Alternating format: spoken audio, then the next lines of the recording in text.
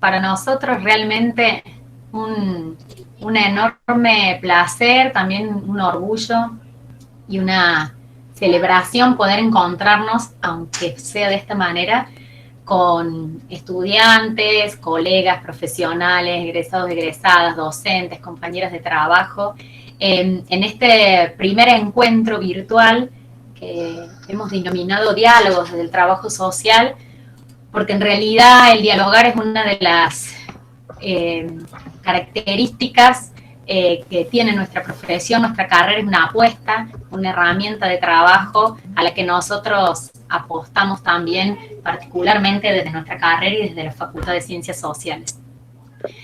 Tal como habrán leído en las presentaciones o en la invitación que les hicimos, es un ciclo de diálogos que inicialmente fue pensado y propuesto por la Cátedra de Intervención Preprofesional de nuestra carrera, de la Licenciatura de Trabajo Social de la Facultad de Ciencias Sociales de Córdoba, de la Universidad Nacional de Córdoba, y a partir de esta iniciativa de la Cátedra de Intervención Preprofesional es que la carrera, una gran cantidad en realidad de compañeros y compañeras de la carrera de Trabajo Social y también no docentes del resto de las áreas de la facultad hicieron posible que hoy nos encontremos aquí y que tengamos este primer diálogo con María Inés Peralta, quien va a ser presentada con más detalles, pero quienes la mayoría de ustedes conocen. Pensamos y la propuesta de la cátedra y específicamente el tema de hoy tiene que ver con la intervención, ¿no? Y entonces nosotros pensábamos y definíamos que toda intervención es situada y que la tarea docente también es una forma de intervención social y de intervención profesional. Entonces este contexto de emergencia, de pandemia, nos interpela y nos hace recrear y repensar nuestras formas de intervención, desde la formación profesional, la formación de grado, también la formación de posgrado y las intervenciones en el territorio, en las instituciones, en las políticas públicas. En ese gran marco es que, o bajo ese gran paraguas, digamos, es que presentamos este conjunto de diálogos que van a estar acompañados por docentes de la carrera, por referentes de la carrera de Córdoba, también por colegas que son referentes territoriales, referentes de las prácticas académicas de nuestros estudiantes y nuestras estudiantes, y también integrantes del Consejo Social de la Facultad, integrantes de distintas organizaciones de base que forman parte del Consejo Social de la Facultad y que son los referentes también territoriales de las prácticas académicas de la mayoría de nuestros estudiantes y nuestras estudiantes de la carrera. Entonces, en ese marco, este ciclo de diálogos espera ser una nueva forma recreada de dialogar, de encontrarse, de intercambiar y de seguir fortaleciendo los espacios democráticos, dialógicos y reflexivos propios de nuestra carrera, ¿sí? Entonces, bueno, particularmente hoy, que es el primer día, les queremos dar la especial bienvenida, esperamos encontrarnos en este ciclo de diálogos y les agradecemos particularmente también el esfuerzo que están haciendo de estar presentes, de participar y de seguir estando movilizados y movilizadas para seguir encontrándonos, ¿no? Y vinculados a las preocupaciones que hacen a nuestro campo profesional en particular y al campo de las ciencias sociales en general. Así que ahora le paso la palabra a Sabrina Bermúdez, que es docente de la casa, coordinadora del quinto nivel de nuestra carrera, para que les comente particularmente algunas cuestiones vinculadas a la modalidad de estos diálogos de hoy y también que presente a nuestra invitada. Muchas gracias, bienvenidos, bienvenidas y bueno, esperemos sea una hermosa tarde de intercambios y de escucha y de reflexiones. Bueno, hola nuevamente, estamos muy contentos, como decía Nati, de poder encontrarnos por lo menos por este medio. Y vuelvo a repetir la forma que nos vamos a organizar. Rápidamente voy a presentar esa forma y a nuestra invitada de hoy, que va a hablar aproximadamente entre 30 y 35 minutos. Después vamos a gestionar todas las preguntas que se hagan por el chat en primer lugar, porque están docentes organizándolas para transmitírselas a María Inés. Y posteriormente, y después de 10 minutos de que ella pueda ampliar sobre estas preguntas, vamos a pasar a una ronda de micrófonos abiertos. Les pedimos a todos, por favor, que mantengan durante la exposición de María Inés los micrófonos cerrados. Y ahora paso a la presentación de nuestra invitada de hoy. Ella es María Inés Peralta, magíster, es actual decana de la Facultad de Ciencias Sociales de la Universidad Nacional de Córdoba desde el año 2018. Es directora de la carrera de especialización en intervención social en niñez y adolescencia, que forma profesionales cuyo campo de intervención son las políticas públicas con sujetos, niños y adolescentes, con el objetivo de actualizar y profundizar intervenciones basadas en la perspectiva de derechos humanos, en la integralidad de las políticas públicas y la interdisciplinariedad. María Inés es profesora titular del Seminario de Diseño de Estrategias de Intervención y la verdadera coordinadora del 5º nivel de la carrera de Trabajo Social de la Facultad de Ciencias Sociales, a la que estoy reemplazando mientras sea decana. Y por último, ha tenido, a pesar de la corta edad que tiene, una larga trayectoria académica y en la gestión universitaria, donde ha sido secretaria de Extensión Universitaria de la Universidad Nacional de Córdoba y directora de la carrera de la Escuela de Trabajo Social. Bueno, gracias y cierro mi micrófono. Bueno, ¿cómo les va? Buenas tardes a todos, todas, todes. Bueno, me siento completamente identificada con lo que dijo Natalia y Sabrina respecto a la oportunidad de encontrarnos, intercambiar las reflexiones y las preguntas y las dudas que nos surgen en este contexto tan complejo y crítico que estamos viviendo. Quería decir que la verdad que no sé si otra, pero por lo menos una externalidad positiva de este tiempo de aislamiento es que la verdad que esta posibilidad de dialogar a través de la pantalla con colegas, compañeros, docentes que están lejos ha sido un descubrimiento. Así que yo espero que en una de esas, cuando volvamos a las aulas, a las clases, a la facultad, este modo de intercambiar pueda seguir siendo una herramienta válida porque ha facilitado justamente esta accesibilidad. Entonces, bueno, un poco, justamente por eso, algunas de las cosas que voy a compartir con ustedes están vinculadas con intercambios previos que hemos hecho, o a los cuales hemos podido acceder, de otras charlas grabadas que se han realizado en otras provincias, de colegas con colegas. Y por supuesto también lo que yo voy a compartir con ustedes también se asienta en una historia profesional y académica, en donde cuando uno hace reflexiones y intenta producir conocimiento, reelaborar conceptos, necesariamente se vuelve a esa reflexión, esta experiencia vital que uno ha tenido en el trabajo profesional, en los barrios, con las organizaciones sociales, con colegas, con docentes, con la universidad que a cada uno le tocó, y en las que en general hay líneas de reflexiones sobre las cuales se va acumulando, ¿no? Entonces, esta posibilidad de intercambiar, porque en cada carrera, en cada universidad, hay líneas de acumulación que no siempre son las mismas, y la posibilidad de dialogar entre ellas, estoy segura que permite profundizar las reflexiones, ¿no?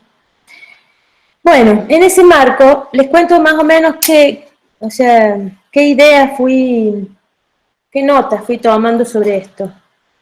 Primero, antes que una nota, es simplemente como ponernos de acuerdo de qué significa una crisis. Una crisis es una ruptura en un orden, de algo que funcionaba de una manera, aunque no nos gustara totalmente cómo funcionaba, de alguna manera nos daba ciertas reglas de juego, ¿no? Y bueno, una crisis, una mega crisis como esta, implica una ruptura de ese orden y que se instala el caos, la desorientación.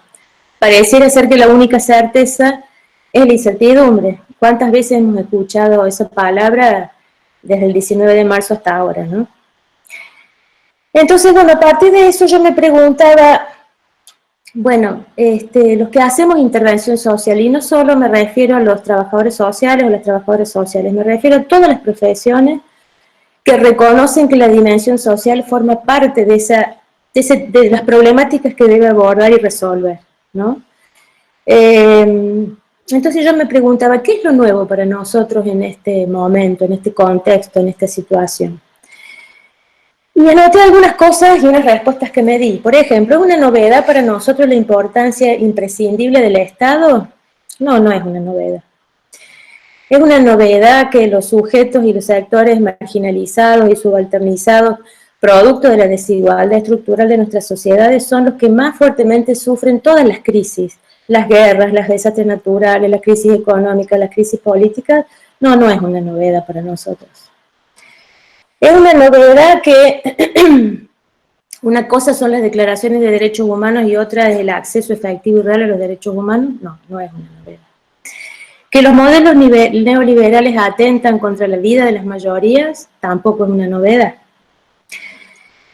Es una novedad que toda intervención social profesional es incómoda, porque en realidad nos ubican en la posición de tener que dar respuestas, soluciones, prestar servicios, brindar asistencia, etcétera, a quienes el sistema pone en las peores condiciones de vida, pero las respuestas salen de ese mismo sistema que genera esa situación de desigualdad. Eso es una posición incómoda. Eso es una novedad para nosotros, no es una novedad.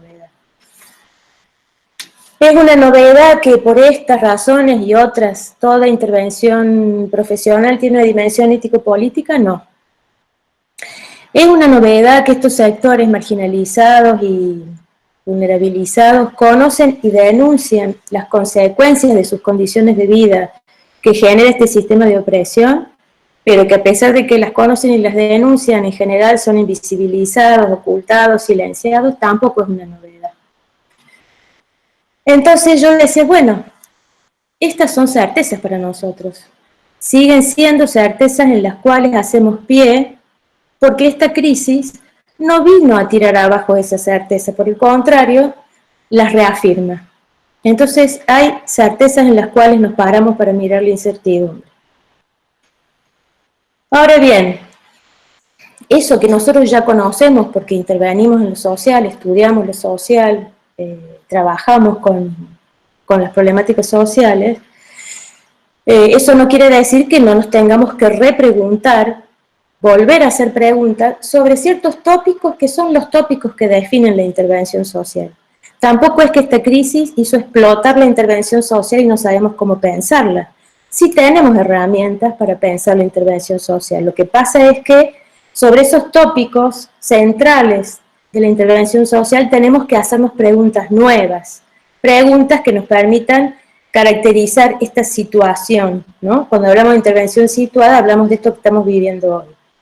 Entonces a mí se me ocurren algunas preguntas que por supuesto yo no las voy a abordar a todas, pero me parece que son preguntas pertinentes a la intervención social en este contexto. Por ejemplo, preguntarnos sobre cómo se están construyendo los problemas y necesidades en este contexto de emergencia. ¿Qué nuevas luchas emergen o se enfatizan? ¿Cómo se expresan hoy las necesidades prioritarias a abordar? ¿Quién y sobre qué se interviene? Eso es una línea de preguntas, ¿no? Otra línea tiene que ver con las estrategias de resolución de necesidades y las estrategias de cuidado que aparecen en los territorios en este nuevo contexto. ¿Qué nuevas solidaridades, qué nuevas estrategias de cuidado, qué nuevas conflictividades están apareciendo en los escenarios en donde nosotros nos movemos? Otra línea de preguntas es sobre las políticas sociales en este contexto. ¿Qué críticas identificamos, qué nuevos reclamos identificamos hacia las políticas sociales? Porque si hay algo que se ha movido, es la necesidad de toma de decisiones rápidas, flexibilidad, situaciones imprevistas que había que modificar, esquemas de funcionamiento de las políticas sociales que fue necesario revisar. ¿Hasta qué punto en estas nuevas definiciones son posibles las estrategias participativas o no? O sea, esta tensión entre la toma de decisiones centralizadas y descentralizadas, o las participativas, o la interjurisdiccionalidad, el nivel de articulación que está habiendo en este momento entre los niveles nacional, provincial y municipal, yo no recuerdo que haya existido antes. Ojalá que queden aprendizajes, porque ese es un déficit estructural de las políticas sociales, la falta de articulación interjurisdiccional, ¿no? Por ejemplo, ¿qué otra línea de interrogantes es necesario plantearse? La presencia estatal en la vida de los ciudadanos. ¿Qué características está tomando la presencia estatal en la vida de los ciudadanos y ciudadanas? ¿Es en clave de cuidado? ¿Es en clave de control? Y dentro de ese mismo punto de la presencia estatal, ¿cuál es la presencia del Estado en el cuidado de los trabajadores y trabajadoras estatales, que son fundamentales para poder desarrollar esas políticas de cuidado? Otras preguntas básicas, sobre todo para el trabajo social, sobre qué pasa con los sujetos de nuestra intervención. ¿Qué está pasando? ¿Cuáles son las nuevas demandas, la reconfiguración de las demandas de la familia, los grupos, las comunidades, las instituciones, las poblaciones con las que nosotros trabajamos? Con respecto a otro tópico fundamental de la intervención, las herramientas de la intervención profesional. Si nosotros hablamos de, bueno, trabajadoras y trabajadores sociales, psicólogos, abogados con perspectiva social, médicos con perspectiva social, enfermeros, enfermeras, y educadores, docentes. Si hay una herramienta principal de nuestro trabajo en la intervención profesional, es la relación profesional, es el cuerpo puesto en ese vínculo que se construye para abordar la problemática, para brindar un servicio, etcétera, etcétera. Y bueno, ese cuerpo hoy está corrido. Eso genera enormes impactos y es necesario preguntarse sobre esto.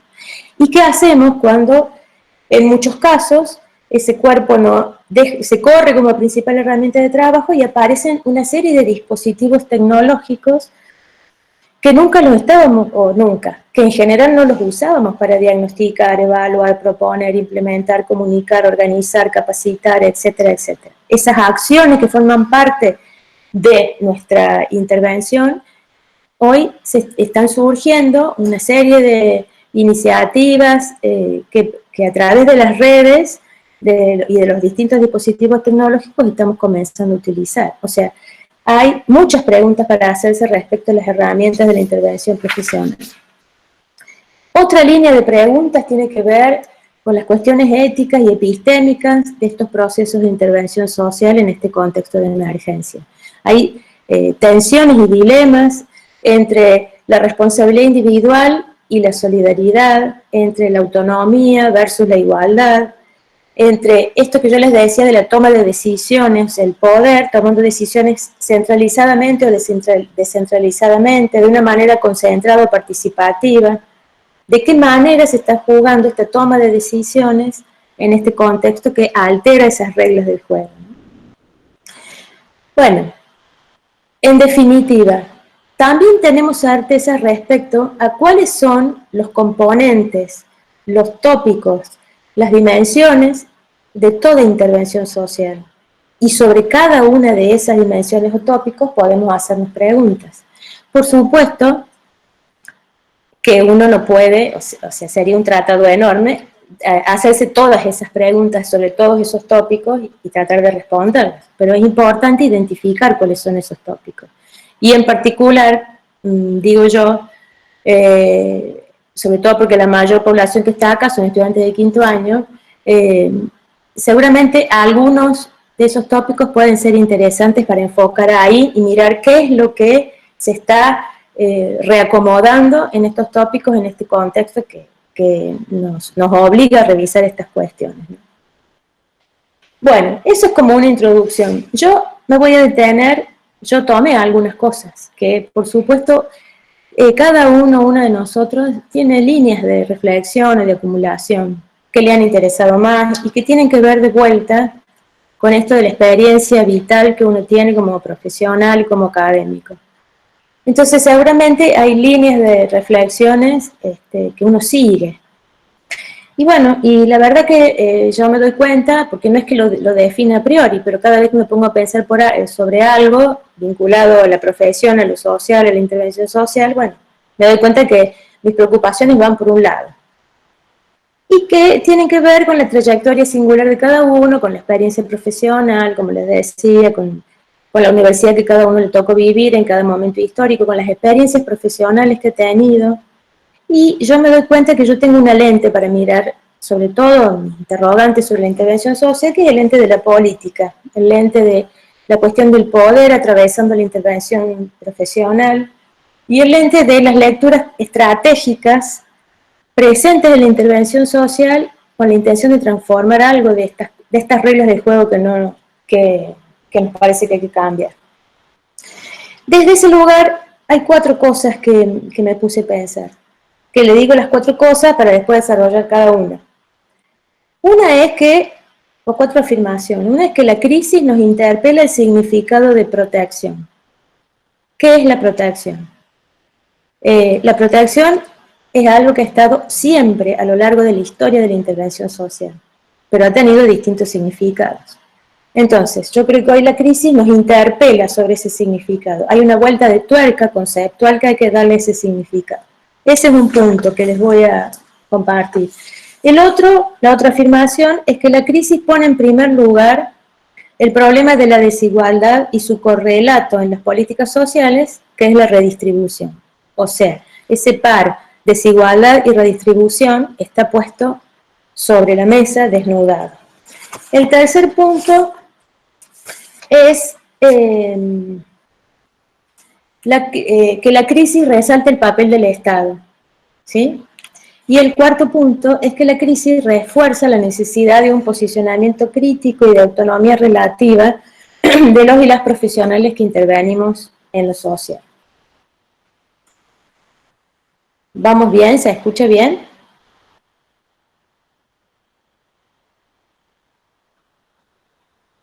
Supongo que sí. Sí, se escucha bien.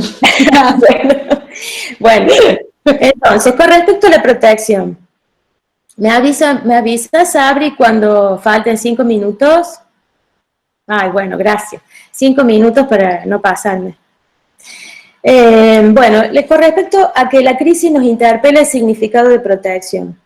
La protección puede ser distintas cosas, y si hay algo que ha sucedido en este contexto en donde aparece la vida y la muerte en juego permanentemente, es que todas, en todas las regiones del mundo, han pedido protección, han esperado protección, ¿sí?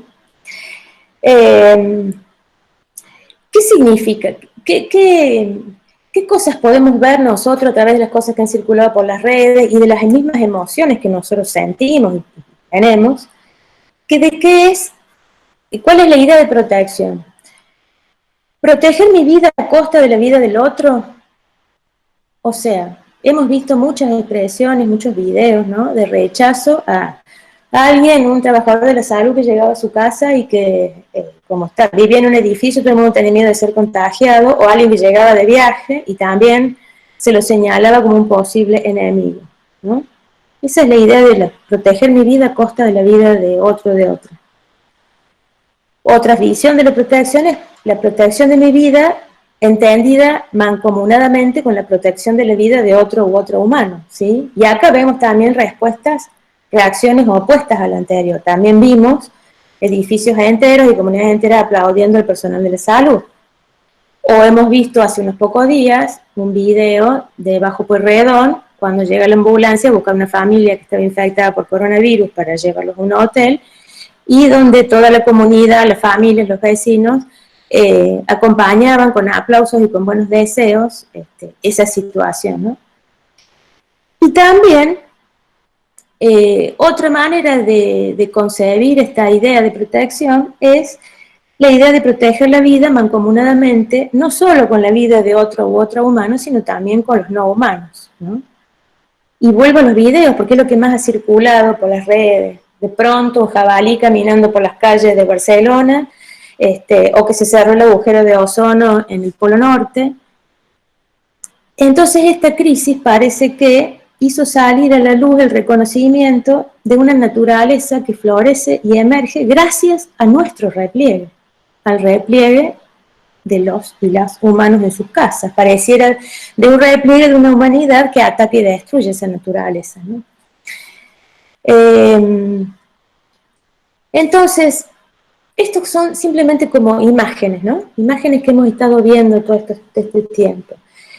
Entonces, ¿qué aprendizajes podemos sacar sobre aquello que pueda ser entendido por protección? Yo les decía, la pregunta por la protección ha estado siempre presente a lo largo de la historia de la intervención social. Y ha habido distintas respuestas de acuerdo a las concepciones ideológicas, a las concepciones teóricas y a las definiciones políticas para abordar los problemas sociales. Nosotros sabemos que hemos pasado por enfoques o perspectivas moralistas, en donde aquello que se debía proteger y cómo dependía de las visiones de los considerados en una posición superior por sus valores morales incuestionables.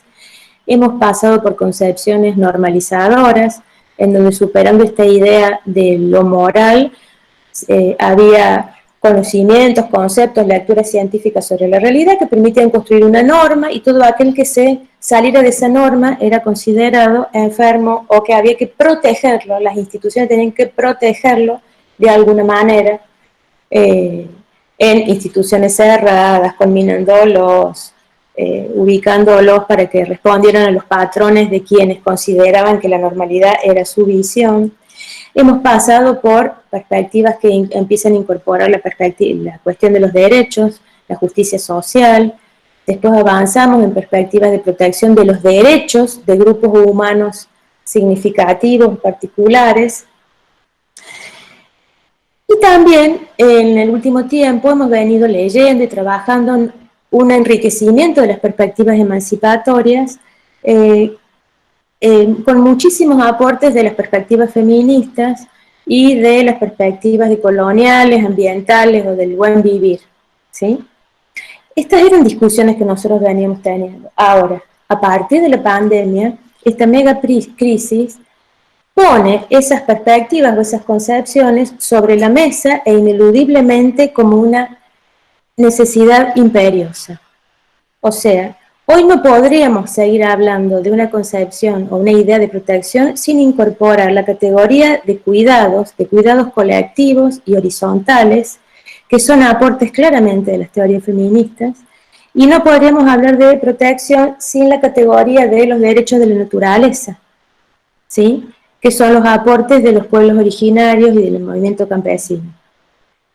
Estos dos elementos, hasta la pandemia, eran discusiones o de grupos militantes o de intelectuales dedicados a estudiar la intervención social. Yo creo que hoy la realidad que nos ha tocado vivir en todo el mundo incorpora estas dos cuestiones como componentes fundamentales de la idea de protección.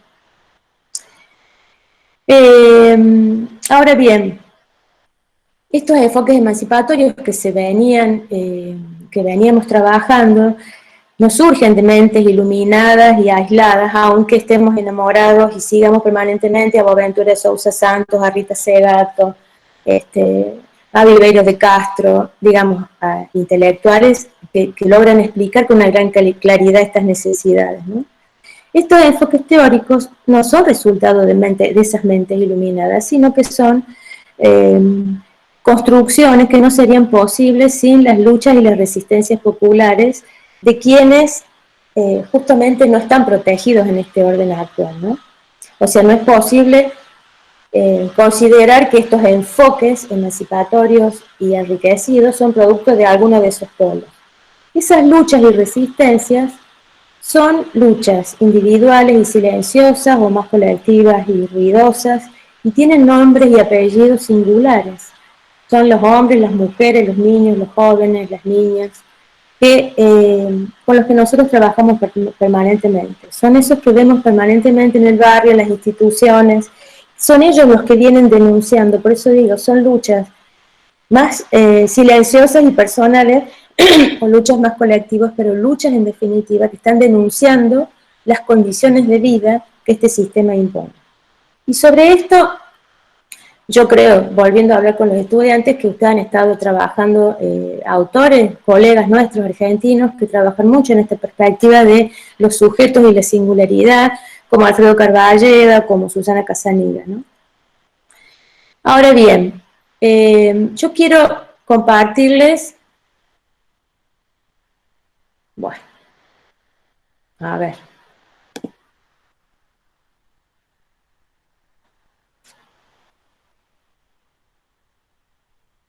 No puedo encontrar las fotos.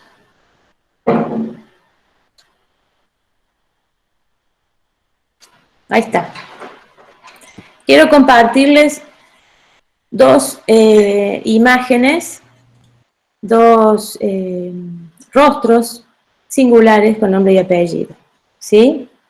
Que seguramente ustedes han estado, a esta cara la han estado viendo mucho en estos tiempos, Ramona Medina, ¿no?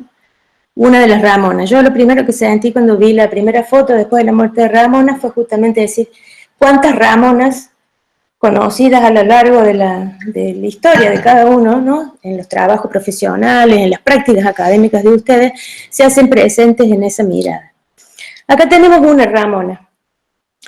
Ramona Medina, que luchaba por el acceso a la vivienda, por el acceso al trabajo, para poder mantener a su familia, para atender a una hija que además tenía algún tipo de discapacidad en una mega ciudad como es la capital federal, como es Buenos Aires. Y acá tenemos otra Ramona, Ramona Bustamante, nuestra de acá de Córdoba, del Monte Profundo del norte cordobés, cerca de Sebastián Elcano, que desde hace años también lucha por permanecer en su tierra, en su casa, con su trabajo, con una forma de producir respetuosa de la naturaleza, ¿no? Ambas viven en dos escenarios muy diferentes. Miren, Ramón en la ciudad con una familia numerosa en una sola habitación, con cajas amontonadas, donde claramente hay una situación de hacinamiento. Ramona Bustamante, ahí no se ve claro atrás la foto, yo quería tenía otra foto donde se veían con mucha claridad las tunas, pero bueno, quería priorizar la cara de ella y su mirada. Pero esas sombras que se ven atrás son tunas, y habrá chañares y cabritos, o sea, vive en otro escenario, en otra situación, y esos dos escenarios distintos requieren seguramente y claramente de intervenciones diferentes, de acceso a recursos diferentes, y de esto es lo que hablamos cuando hablamos de una intervención situada, ¿no? Pero sus luchas están, a pesar de que seguramente ellas dos no se conocieron, sus luchas están profundamente interconectadas, pero son expresiones singulares del cuidado de la vida, del cuidado de la naturaleza, de otra forma de producir, y ambas situaciones singulares hablan de un reclamo estructural por la redistribución y en contra de la desigualdad. Seguramente los significados singulares de lo que es protección para ellas es diferente, porque van a reclamar, demandar, necesitar diferentes cosas. Ahora, esa singularidad que vemos en estas vidas, en realidad, cuando hablamos de esta nueva concepción, este nuevo concepto de la protección, nos vuelven a plantear sin lugar a dudas que sin la categoría de cuidado y sin la categoría de derechos de la naturaleza no podemos hablar de protección en términos generales, ¿no? Bueno,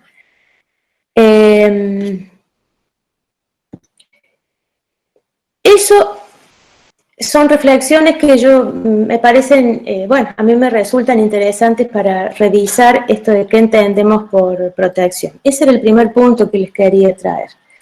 El segundo la segunda afirmación es que la crisis pone en primer lugar el problema de la desigualdad y su correlato en políticas sociales, que es la redistribución. Ustedes saben que, digamos, podemos decir en términos generales que las políticas sociales que estructuran nuestro sistema de protección público estatal, podríamos nombrar básicamente las políticas de salud, de educación y de seguridad social en general vinculada al pleno de empleo. Y en general las políticas asistenciales siguieron a lo largo de la historia de la intervención, desde que el Estado empieza a cumplir un papel fundamental, las políticas asistenciales siempre siguieron ubicadas en los márgenes entre Estado y sociedad civil, o asumieron la forma de políticas estatales, pero bajo la forma básicamente de programas más estables, más focalizados, más inestables, pero nunca alcanzaron la entidad que alcanzó la salud como derecho, que alcanzó la seguridad social como derecho, que alcanzó la educación como derecho. Han estado presentes, pero no con esa misma entidad. Entonces, me parece que hoy es un momento privilegiado y estratégico este momento en el que nos pone la crisis y la pandemia, es un momento privilegiado y estratégico para la gestación de otra concepción de las políticas que aborden la cuestión de la desigualdad y la redistribución. Y acá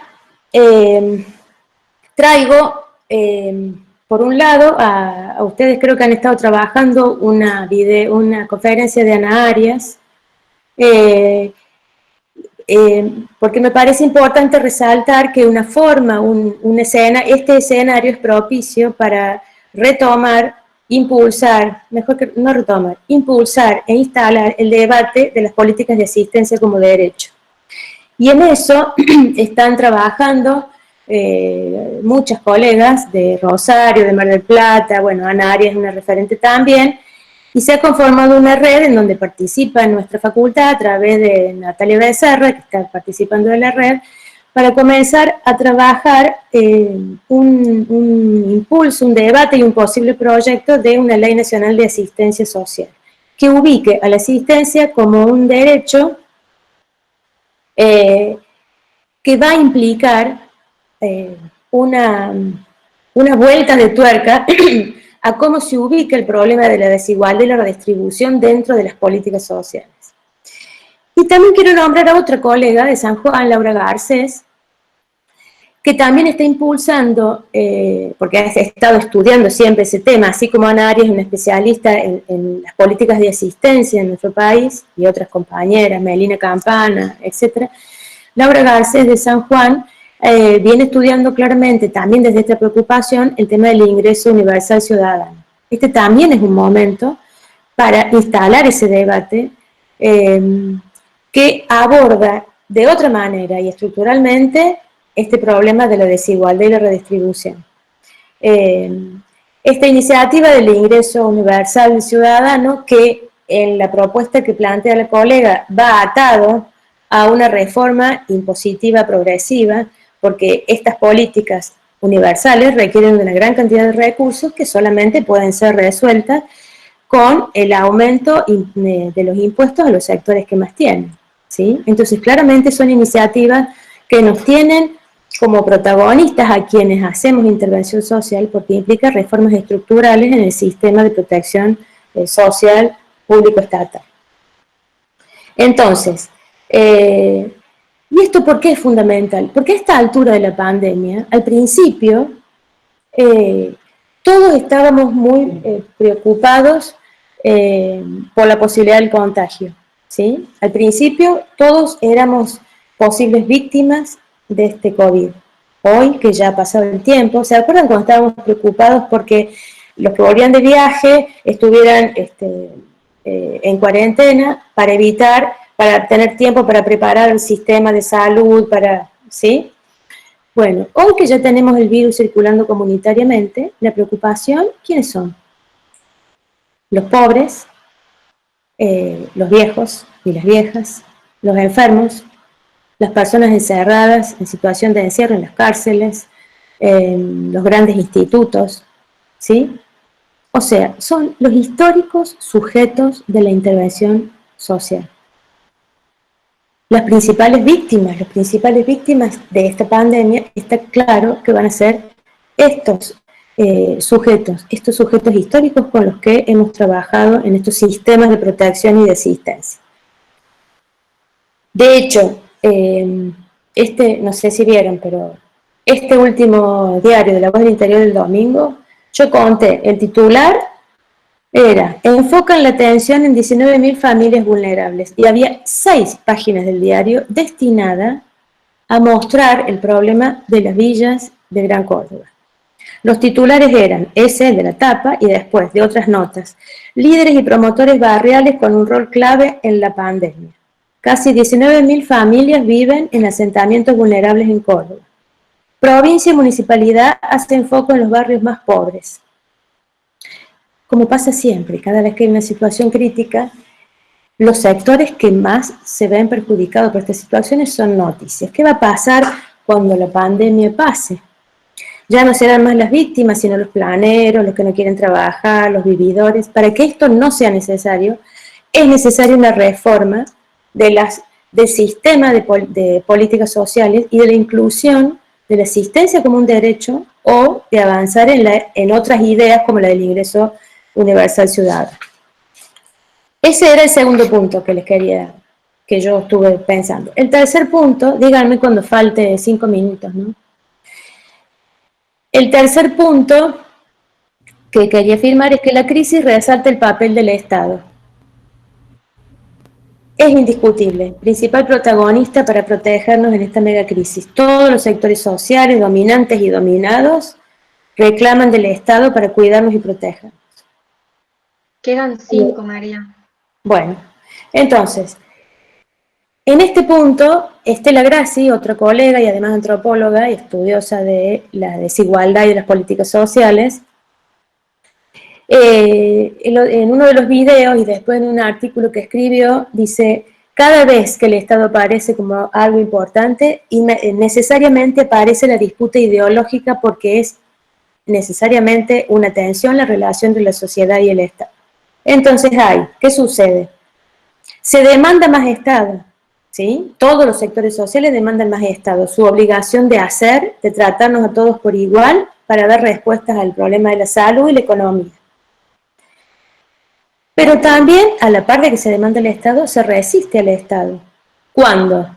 Cuando se pretenden aumentar las retenciones a la soja, o cuando se plantea el impuesto a la riqueza, aunque sea por única vez, para poder enfrentar esta situación, o también, ya en estos últimos días, cuando hay que bajar la aplicación Cuidar para poder circular, se empieza a cuestionar que esa aplicación Cuidar va a hacer que el Estado tenga un control de tus movimientos, de por dónde circulas, entonces eso genera una gran reacción.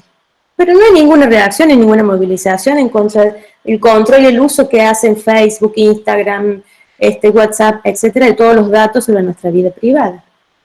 Entonces, este debate ideológico sobre el tema del papel del Estado está siempre presente. Esta es la histórica tensión que está a lo largo de toda la discusión sobre la construcción de los derechos humanos que se ha hecho, la histórica discusión entre la igualdad y la libertad, ¿sí? Esto está permanentemente puesto en debate y es un debate ideológico en el que nosotros, desde las profesiones de intervención social, también jugamos un papel fundamental, ¿sí? Voy a pasar al último, así hay tiempo de las preguntas. Y el cuarto punto es reafirmar que esta crisis refuerza la necesidad de un posicionamiento crítico que debemos tener como profesionales de la intervención social y profundizar nuestras reflexiones sobre este concepto de la autonomía relativa, ¿sí? Nos tenemos que reconocer como una posición dentro de un campo en disputa, porque todos los puntos anteriores que yo planteé son puntos de debate ideológico y político, que no es el debate de los pensadores o de los políticos, es el debate de cómo me posiciono yo frente a todas y cada una de las cosas en las que esta intervención me enfrenta cotidianamente, ¿no? Entonces, somos un actor en un campo, no somos ni fuera de las instituciones, ni fuera de las organizaciones sociales, sino moviéndonos realmente en un lugar que yo decía, una intervención situada en los márgenes, que justamente por estar en esa posición de movernos en los márgenes, estamos permanentemente en una situación de tensión, definiendo cómo se juega esta disputa ideológica sobre estas definiciones que tienen que ver con la protección de todos y todas. Y en relación a esta posición de trabajo social, de las intervenciones sociales, pero las reflexiones que ha habido y que hay desde el trabajo social, realmente me parece muy importante reforzar y reafirmar el papel central del trabajo social argentino en estas discusiones, ¿no? Sobre el lugar que ocupamos en estas disputas y en estos lugares de márgenes entre instituciones y organizaciones sociales.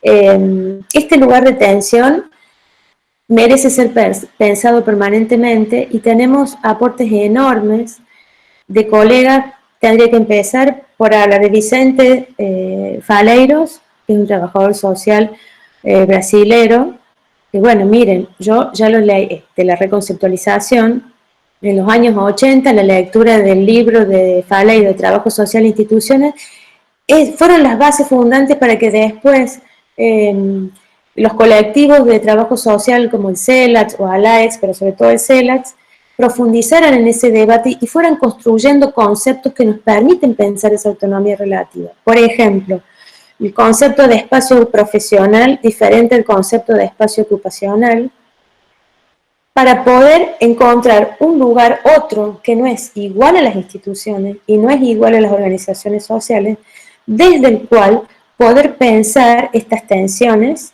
y construir estos conceptos y proyectos emancipatorios que permitan abordar estas nuevas definiciones.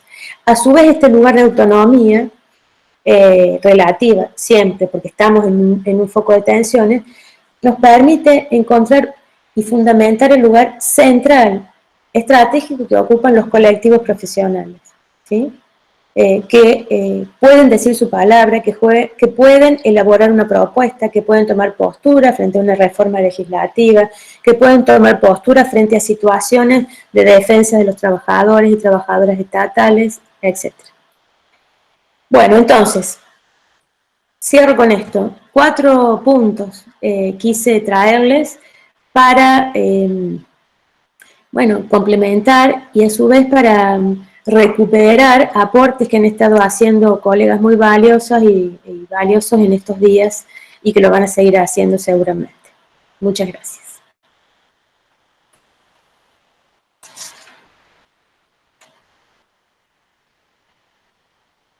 Muchas gracias. Es impresionante el respeto por el tiempo que tiene nuestra decana, es increíble. Ahora vamos a pasar en un segundito a una serie de preguntas que nosotros fuimos recolectando antes de los grupos de estudiantes de quinto nivel y que la Patricia Chávez te va a transmitir. Bueno, ¿escrito o hablando? Hablando, María. Hola, Patricia. ¿Cómo estás, Inés? ¿Cómo estás? Bueno, algunos de los interrogantes que se hacían los grupos de estudiantes, por ejemplo, son, te preguntan para usted y en base a su experiencia, ¿cuál considera que es la técnica más apropiada para intervenir en este contexto? Otra pregunta es, conociendo las funciones del trabajo social en los distintos sectores de la sociedad, ¿cuál sería para usted lo difícil desde la profesión? Otra pregunta sería, desde su perspectiva, ¿considera al COVID-19 como un analizador social? Y por último, ¿qué nos permite pensar esta emergencia?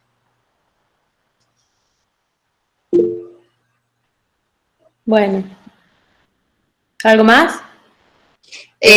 Voy a seguir viendo en el chat mientras vos contestás estas y en todo caso después vuelvo a entrar y te pregunto lo que siga. Bueno, bueno, la técnica más apropiada. Miren, así como nos ha pasado en la facultad, de pronto no puede haber clase y empezar a intentar la virtualidad, el aula virtual, el Zoom, el chat, el WhatsApp, para dar clase. Nosotros en nuestro equipo de investigación, este año teníamos que empezar a hacer los grupos focales en los territorios. Y estábamos pensando en, bueno, en que es fundamental que no se podía desarrollar el proyecto de investigación. Y finalmente decidimos reconvertir y pensar una encuesta por Google que llegara por el celular a personas que íbamos a ir conectando, reconociendo que el celular es una herramienta que, bueno, que está absolutamente masificada. Entonces, si yo digo esto como ejemplos de este tema de la flexibilidad, o sea, de encontrar herramientas de conexión. Entonces, está claro que el uso de estas herramientas tecnológicas, y yo que no soy, por la edad que tengo, no las tengo para nada incorporadas, o sea, les he ido aprendiendo, y seguramente los que son más jóvenes las tienen incorporadas de otra manera, y tienen miles de alternativas que yo ni me podría imaginar para sostener un contacto con los sujetos con los cuales ustedes tenían que, o con los sujetos con los cuales uno se necesita vincular. Y por otra parte, también me parece, no sé si esto que quería decir es un desubique, ¿no? Pero yo he tenido que ir a la facultad desde que comenzó la pandemia a firmar resoluciones, qué sé yo, así que yo circulaba, por supuesto en mi auto, hasta la facultad, después volvía, he circulado por la ciudad y uno veía claramente a todos los trabajadores esenciales trabajando. Ellos hace rato que están trabajando con los mismos cuidados que vamos a tener que implementar nosotros cuando se vaya levantando la cuarentena, ¿no? O de hecho, ustedes han visto que los comedores y los merenderos han seguido funcionando. Entonces, hablar de técnicas implica, en definitiva, ¿qué tienen en común todas estas cosas que les estoy diciendo? Sostener la posibilidad de un vínculo, de un abordaje, de un tratamiento sobre una situación problemática, sobre una propuesta, sobre un modo de abordar un problema que lo que está siendo absolutamente novedoso es el uso de las herramientas tecnológicas. Pero la presencia corporal en algunos territorios y de alguna manera con los cuidados que la pandemia nos reclama, siguen siendo fundamentales, ¿no? Cuando hablamos de técnicas, yo uso más, bueno, la idea de herramientas. Insisto en que la relación profesional ha estado asentada en poner en juego toda la corporalidad con el otro. Hoy está un poco entre paréntesis, pero tenemos diversos modos de encontrarle la vuelta para sostener esas relaciones, ¿no? No sé si con técnica te referís a estas cuestiones más instrumentales, ¿sí? La pregunta de las funciones, ¿qué es lo más difícil desde la profesión? Si te referís a tipo de funciones educativas, organizativas, de resolución, de asistencia, no hay una más difícil porque en la conjunción de todas ellas se define la intervención profesional entera. Entonces no sé bien con el tema de lo difícil a qué te referís, porque en realidad a través de una herramienta una herramienta virtual o la presencia física con todos los cuidados, uno sigue en una misma acción desarrollando funciones educativas, organizativas, de resolución de problemas, de contención, etc.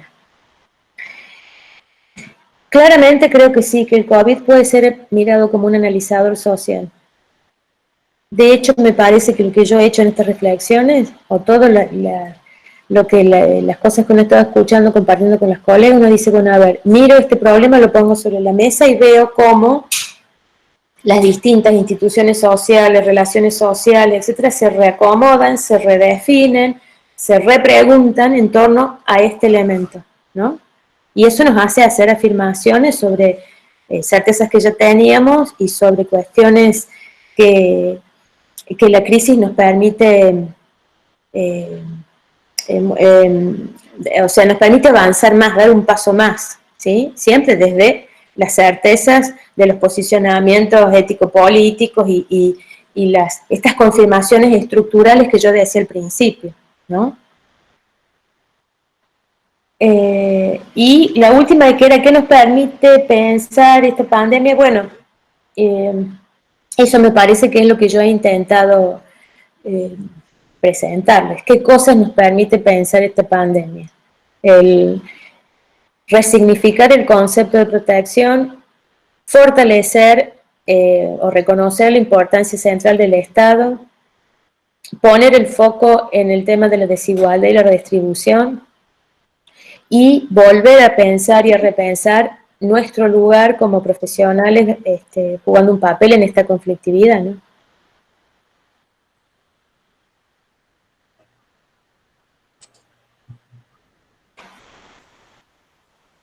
Bien. Inés, hay otras preguntas. Sí, dale. Te leo. Dice, Alberto Fernández puso sobre la mesa 10 millones de personas sobre las que el Estado no tenía conocimiento sobre su situación social. ¿Cómo ve que se visualizan en esa emergencia?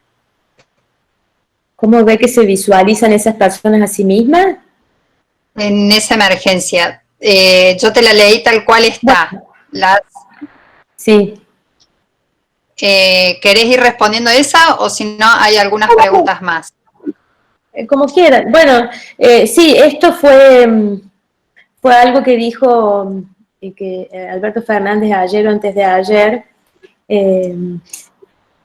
Estos 10 millones de personas, él decía, bueno, son 10 millones de personas que no estaban registradas, que no estaban identificadas y que justamente, si decimos que el COVID puede ser pensado como un analizador social, de pronto, digamos, frente a esta emergencia, esta mega crisis, el Estado busca una manera de intervenir rápidamente para acompañar a aquellos sectores más perjudicados por el aislamiento, porque no podían trabajar, y entonces aparece el IFE y claramente muestra el peso de la informalidad, del trabajo informal, de la economía social y la economía popular.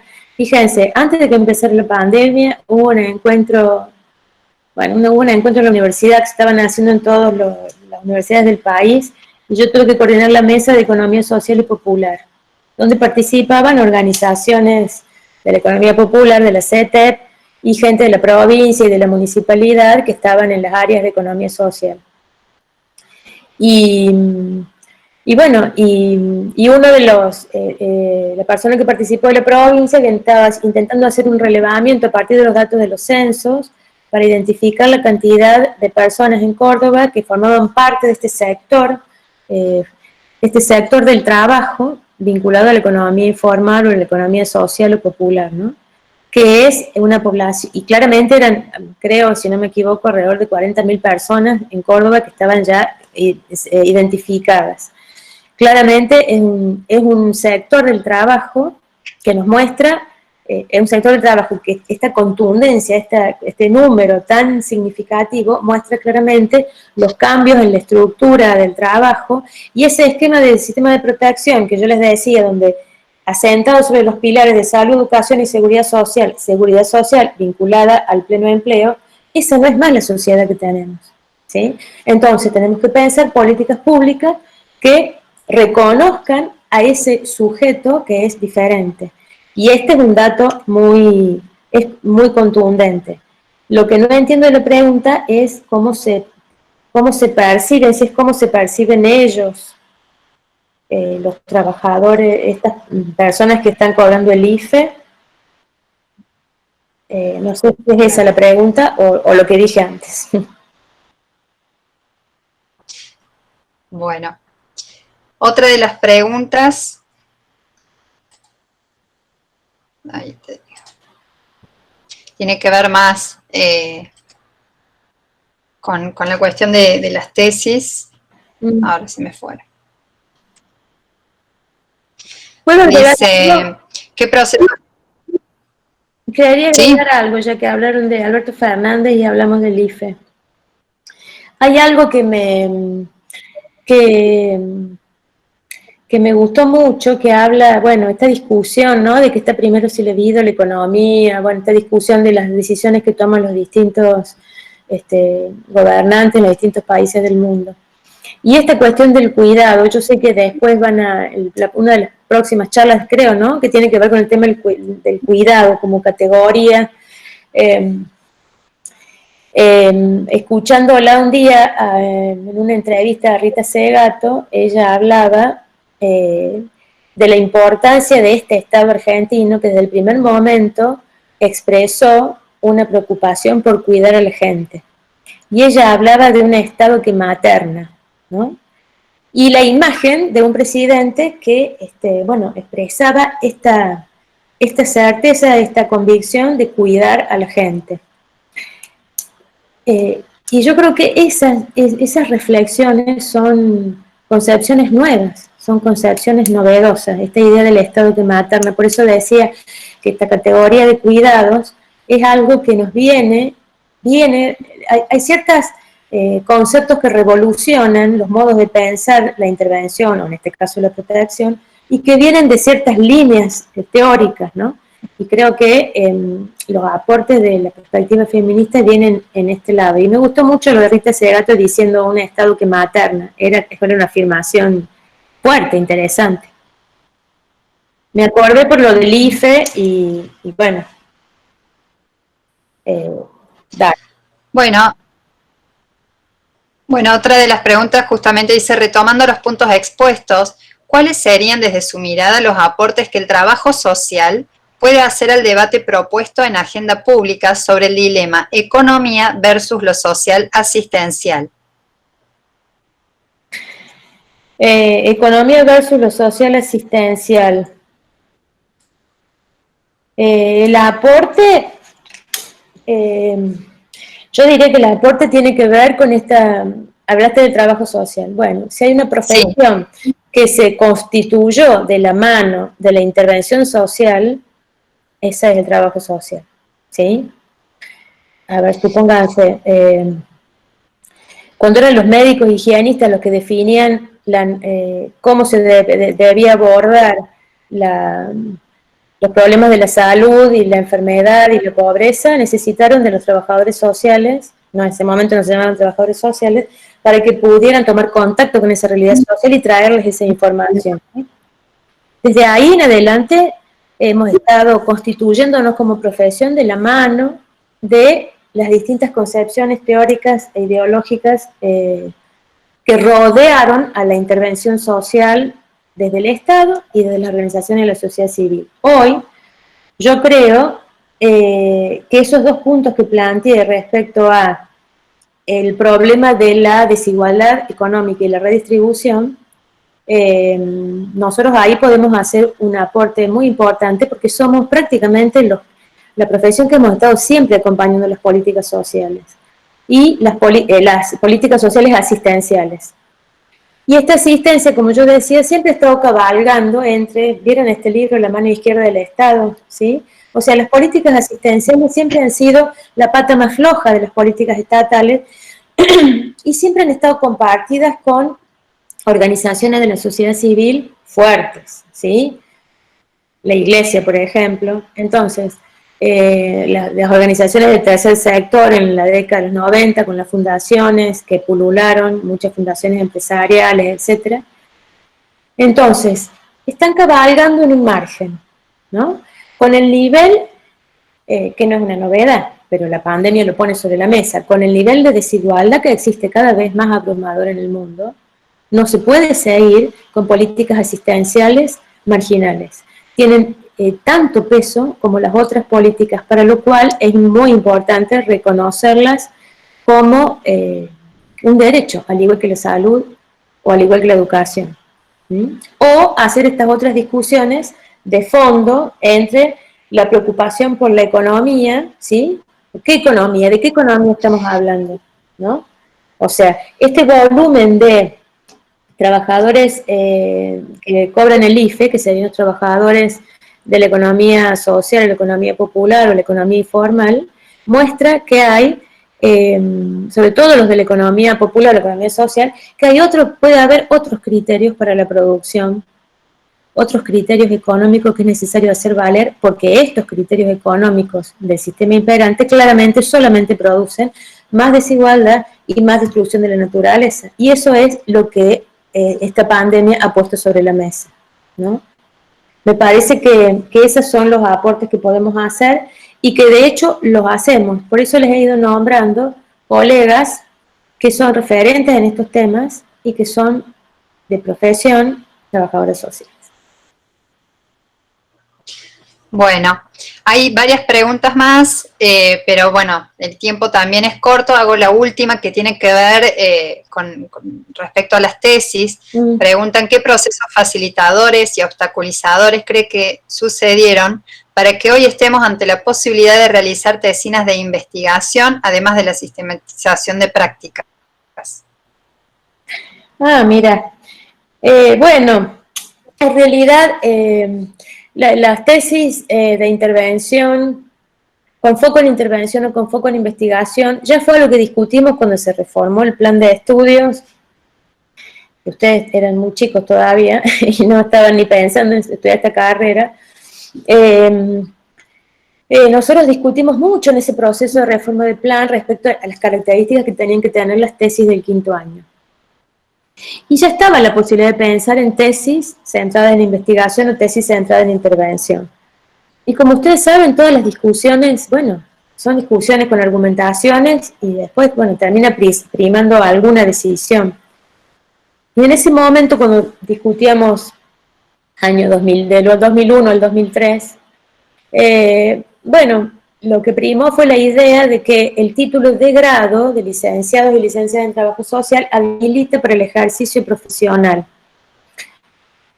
Y que entonces era prioritario que el egresado o egresada de trabajo social tuviera una práctica integral de intervención, que le permitiera reunir todos los aportes de los distintos campos y espacios de abordaje en un diseño que pudiera ser formulado desde el principio y trabajado, y como es la intervención, abordado integralmente.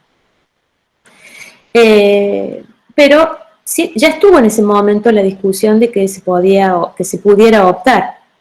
Y bueno, y a lo largo de todos estos años, muchas veces siendo profe del Seminario de Diseño de Estrategia, desde el año 2010 en adelante, siempre había algún grupo que decía, profe, nosotros queremos hacer un trabajo de investigación. Y mi respuesta era esta, pero el foco está puesto en la intervención porque el título habilitante para ustedes los habilita a ejercer la profesión. Eso no quiere decir que no haya posibilidades de desarrollar proyectos de investigación después, pero no como tema de la tesis. Yo creo que esa discusión se está volviendo a plantear hoy, no solamente hoy por la pandemia, ¿no? O sea, es algo que siempre quedó como una posibilidad. Y bueno, y la verdad que hoy somos facultad, hoy compartimos con sociología y ciencia política, se ha avanzado mucho también en producción teórica desde el trabajo social hacia la intervención social. Como ustedes verán, en muchas de las reflexiones que yo planteé, no estaba solamente presente el trabajo social. De hecho, tenemos una maestría en trabajo social con orientación en intervención social en nuestra facultad, que la cursan psicólogos, abogados, docentes. O sea, todas las profesiones preocupadas por lo social o que reconocen que hay una dimensión social fundamental en la salud, en la educación, en el derecho, etcétera, buscan formarse más profundamente en todos estos nudos de la intervención social, y ahí desde el trabajo social hemos acumulado muchísimo en Latinoamérica y en particular, hablando de nuestro país, muchísimo. Yo les hablaba de, cuando terminé estos puntos, el tema de la autonomía relativa a los profesionales de Faleiros y de los aportes del CELACH, pero después tenemos referentes como Margarita Rosas, Nora Aquín, Cristina González, para nombrar solo algunas, y las más cercanas a nosotros, que han aportado enorme producción sobre la intervención social. Entonces, insisto, eso es una... Ahí está la negra, Patricia, que dentro de 2 charlas ella va a hablar de la investigación orientada o inspirada en la intervención, que es un par que está siempre en tensión, porque en realidad por ejemplo, muchos estudiantes que decían, profe, nosotros queremos hacer investigación. Bueno, a ver, van a poder desarrollar una estrategia investigativa desde una preocupación de la intervención. Entonces uno se pregunta, ¿las investigaciones diagnósticas, las investigaciones evaluativas son investigación o es intervención? O sea, no es posible hacer una fractura, ¿sí? Entre esos dos polos que forman parte de la intervención profesional. Pero bueno, sobre eso va a profundizar Patricia. Bueno, ya hemos visto, ¿me están escuchando? Haceme moverme en la cabeza, Pato. Ahí está, yo la veo a ella. Muchísimas gracias por todas las preguntas que mandaron por el chat. Si alguna no quedó del todo respondida, nosotros se las vamos a acercar a ese chat de María Inés para que puedan hacer más aclaraciones y poder acercárselas, porque nos resulta muy importante poder dialogar con los estudiantes sus intereses y preocupaciones. Y ahora, si les parece, podemos abrir unos minutos el micrófono si alguno tiene interés de hacer una pregunta en vivo, más allá de las que se hicieron escritas. O hacer algún aporte. Exactamente. Lo único que les pedimos es que esos aportes no superen el minuto, minuto y medio. Están todos habilitados para abrir sus micrófonos si así lo quieren.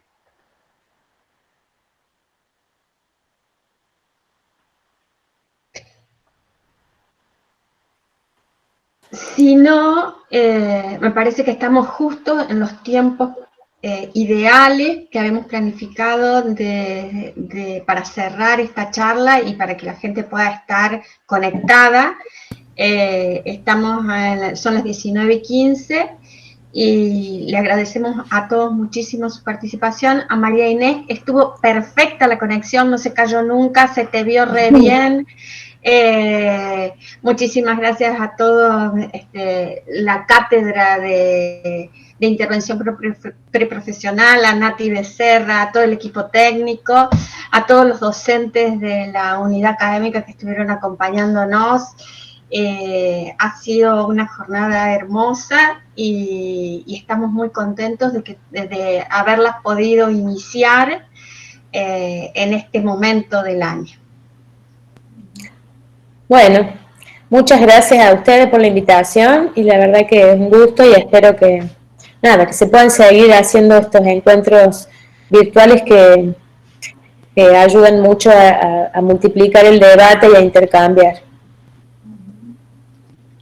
Yo aprovecho a hacer una pequeña intervención, sobre todo para quienes, porque hay muchos estudiantes de quinto año, pero también las inscripciones que nosotros recibimos en la dirección de carrera en realidad venían fundamentalmente de colegas, incluso de algunas otras provincias, porque el Colegio de Profesionales también difundió este espacio de los diálogos, porque como ya mencionamos, no solo es un diálogo de la academia, sino que es un diálogo entre todos quienes formamos parte del hacer y de la formación profesional. Así que a esos colegas, a esas colegas, también decirles que vamos a continuar con las inscripciones así por esta vía para pasarles el link y que si quieren se van a poder inscribir en todos los diálogos siguientes. No hace falta que se inscriban en cada uno, sino que se pueden inscribir en todos los siguientes, ¿sí? Tal como está el cronograma publicado en la página. Y además que todas las grabaciones de cada uno de los diálogos también van a estar disponibles después para sus retransmisiones, para consultarlos, para difundirlos, van a estar en la página de la facultad. Es parte también de las oportunidades que nos brinda la tecnología, a pesar que no es lo que, digamos, la forma en la que estamos acostumbrados, tampoco es la forma de educación que nosotros militamos y a la que apostamos, solo la educación a distancia o virtual. Creemos sí que en esta coyuntura particular nos permite estos espacios de posibilidad. Así que, bueno, agradecer particularmente a María Inés, al equipo de quinto que tuvo la iniciativa y que realmente permitió que nosotras desde la carrera, también salirnos de la urgencia cotidiana y poder pensar estos espacios que airean, que nos reencuentran, que nos acercan en el hacer también profesional, que es un poco todo esto. Así que gracias a la cátedra. Bueno, ya Sabri agradeció al equipo de comunicación de la Facu, a Hayele, la vicedecana, que es quien nos hizo todas las gestiones con el área de comunicación, el área de tecnológica, y bueno, a todos, a todas quienes participaron, y esperamos sus comentarios, las repercusiones también, y esperamos seguir encontrándonos pronto.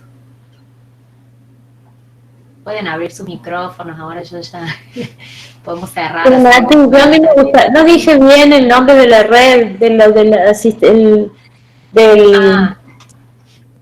no me acordaba cómo se llamaba el red por el tema de la Ley Nacional de Asistencia. Sí, la red se denomina RAIAS, que es Red Argentina de Estudios de Asistencia Social, y lo que está proponiendo todavía, bueno, en realidad es una red amplia que tiene representación de las unidades académicas y también de colegios profesionales de diversas provincias del país, que hace, bueno, muchos años, pero en realidad desde hace más o menos 3 años viene fuertemente impulsando la perspectiva de crear un servicio de servicios socioasistenciales, un sistema, así como existe un sistema de salud, que exista un sistema de servicios socioasistenciales que puedan mirar integralmente estas expresiones de lo social con las que trabajamos. Así que la pueden buscar como RAIAS, y estamos trabajando ahí fuertemente y en articulación con la FAWAT también y la FAPS, que son nuestras federaciones. Así que, bueno, es una buena invitación a que quienes estén interesadas puedan revisar eso. Ya. Bien. Gracias. Chao. Bueno, gracias, nos vemos. Y si hay otras preguntas que no pude entender bien y me las quieren hacer llegar, no hay problema, yo puedo trabajarlas con ustedes. ¿Ah? Perfecto, muchas Gracias, Inés. y buenas noches. Bueno, chao, chao.